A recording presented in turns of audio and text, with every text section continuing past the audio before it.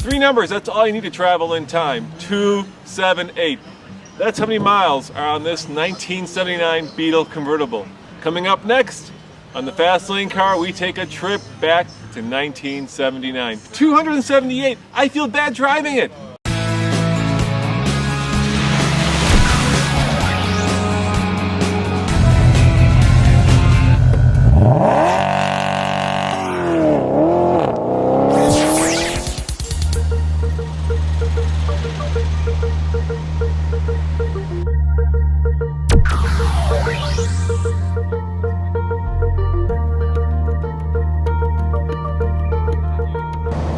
So this is a 1500. Yep, 1.5 liter. 1.5, exactly. Air cooled. Yeah, this one is air cooled, but special about it was the first cars with the fuel injection, which was only available in America. Really? Yeah. So the rest of the world had carburetors. Exactly. Exactly. Where is this car from? Well, this car was built in Germany, as the others were, but Yep. it was specifically built for the American market. Right, but you said this one's from the museum, right? Exactly, yeah. It is that in the former times there was a company called Carman. Yep, I remember Carman. Yep. Carman were the ones to produce all Beetle convertibles and later on also the Golf convertible. So they had the factory in Osnabrück. And when they went bankrupt 2 years ago, Volkswagen took over, and today Volkswagen Osnabrück produces the new Golf Cabriolet. So the history goes on into the future. So what comes around goes around. Now I noticed this one only has 267 miles on it. Yeah, because it has been mostly sitting at auto shows and museum. However, it drives fine, and it's a lot of fun, and you can hear the original sound of the Beetle.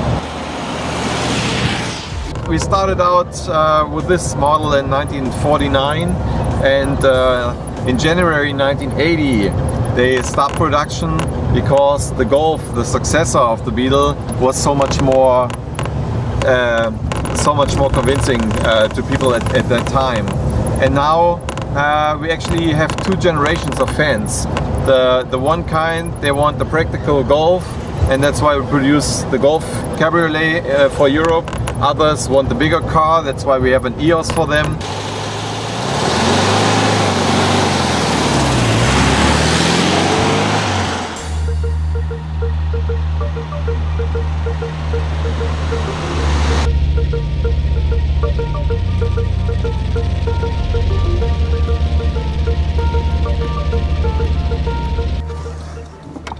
All right, driving the 79 Beetle Convertible is quite a trip. There we go. Oh, and you get the really annoying loud buzz to tell you to put your seatbelt on. Remember those days? Starts up right away. Goes in gear rather roughly. I think today I would say it's notchy if I were reviewing this car. The steering is, well, vague. Does not even begin to describe it. You certainly feel like you're part of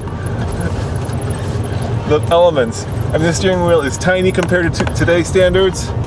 The engine is loud, and of course that classic boxer BWA. And the acceleration, oh, whatever that is, 50 horsepower is, well, sort of there. Oh my God, the brakes are non-existent.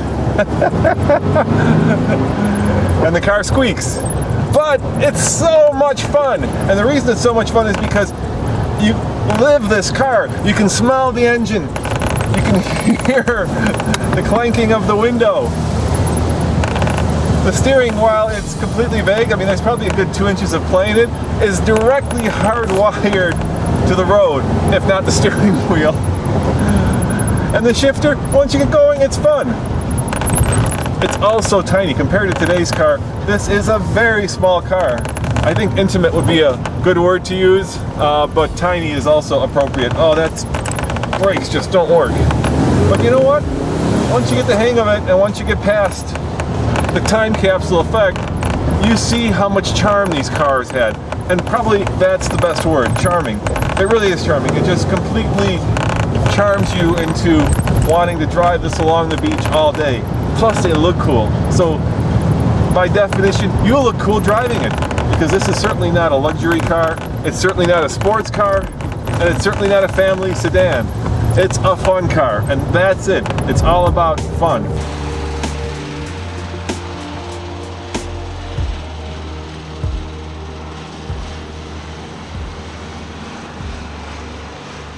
How long did you build it in Mexico, do you know? Yeah, until 2003, but only the closed version, so there was no convertible. Okay, all right. And if we look at so this is basically the last of the previous generation, right? This is the 79, so we're very close to the end. Exactly. Were there any improvements besides the fuel injection to the engine? I mean, if you look at that engine, is that the same engine that would have been basically architecturally in the 49? Well, they were all boxer engines, so the layout itself is still the classical layout. Of course, people had different needs to that time. So think of it, the first generation came out with 24.5 horsepower. Okay. You know, nobody measures half a horsepower nowadays, right? Yeah. So then the last versions, they had 50 horsepower. And personally, I know some people that made use of Porsche engines to that time with 85 horsepower. Of course, with 85 horsepower in a fairly light car, you were kind of the king at the traffic light, right? Yeah, so this one has 50 horsepower. This one has 50, right. And what was the fuel economy, you remember? I don't, out of my head, no. I don't. I bet you it's pretty good. Not that good, because the Boxer engine was dismissed later on also for its fuel economy. If you consider the oil crisis in 1973, that was the downfall of the Beetle sales, and Volkswagen was in need to come up with a modern successor. Four-line engine, four-cylinder inline engine, and not a Boxer anymore. So Porsche kept up the system with Boxers and refined it, of course, also because of their brand history. But Volkswagen was much more successful in the mass market with a straight four-cylinder. Now, when I was in high school, 1982, a friend of mine had a Beetle, and I used to ski patrol, and we used to go take it skiing. And I had a very special job in this car. You know what that was? Yeah. My job was to scrape away the ice from the inside of the windshield, because the heater didn't work very well, so all the condensation from our breath would create a layer of ice on the inside of the car, and I had to scrape it away. Right, but I mean, that's physics. If the engine is in the back, you know, you need a lot of force to bring it to the front. But if the engine is in the front, no problem, because the drive will automatically get it into the cabin, right? And this was air cooled too. So if you're going skiing, it's obviously cold, and it's not going to get very warm.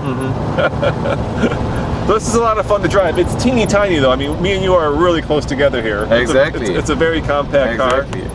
And I'm sure it's a great date car though, right? It is a great date car. And I'm sure by today's standards, it's not very safe, right? There's no airbag. No ESP. No nothing. No, not even ABS, right?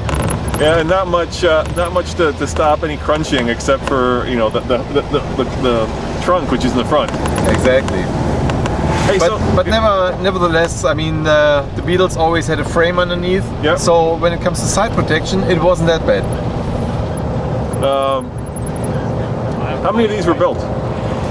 Well, Beetles in general. We've had in the first generation 330,000 open ones. Right. Of course, which is nothing against the 21.5 million altogether that have been produced altogether.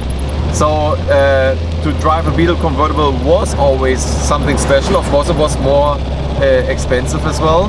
And then in the second generation, which was called the new Beetle, right, from 2002 to 2010, it was another 236,000 models. So about 500,000. More than that, Yeah. Actually, give or take. Almost. 600,000 almost.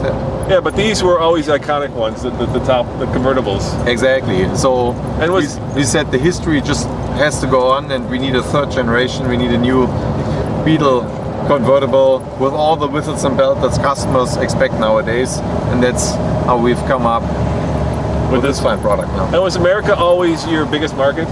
Yeah, always has been. Exactly. So you could say about half of all cars built in the first generation, also with the new Beetle, were sold in North America. You know what? It doesn't get much more fun than driving a 1979 Beetle Convertible along the beach in California.